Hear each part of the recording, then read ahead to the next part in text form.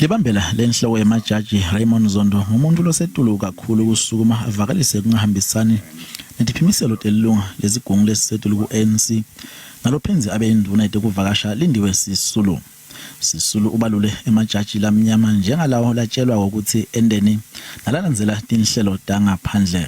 Zondo ucela kakhulu lokho wathi kukuhlasela luhlelo tebulungiswa nalokungenabufakazi bahlati betepolitiki babe nembono lehlukene ngalolu dzaba. The Constitution allows Ms. Sisulu, like all of us, she's entitled to an opinion.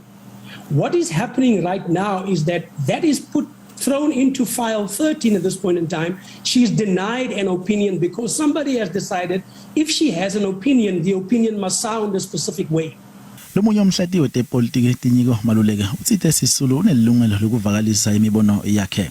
Kepha ke utsite kule ncwadi akukaveli ukuthi udlale yiphi inzima yena njengomuntu lobe indvuna sikhathi lesitse. The article itself, while highly articulate and very rhetorical, is not really forthcoming. So we must overhaul the judiciary how and what exactly is to be done. Kusenjalo ongama mthimka uyayisola indlela enengayo Sisulu ngoba naye ube ingcenye yalohulumende lakhala ngaye sikhathi lesitse.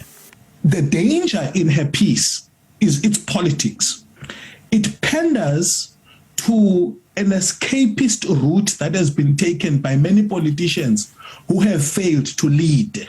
Lomunye umhlati wetepolitiki uthi lokunganaki kwaSisulu umgomo kwehlukanisa emandla ekuphatha kulokucika kwakhe luhlelo lomthetho kuveta imibuto leminyendi.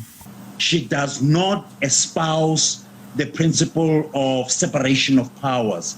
In this instance, acknowledging the fact that the judiciary, it's not a law-making fraternity. Kusenjalo Sisulu sakhulumisana nebameli bakhe ngalolu dzaba.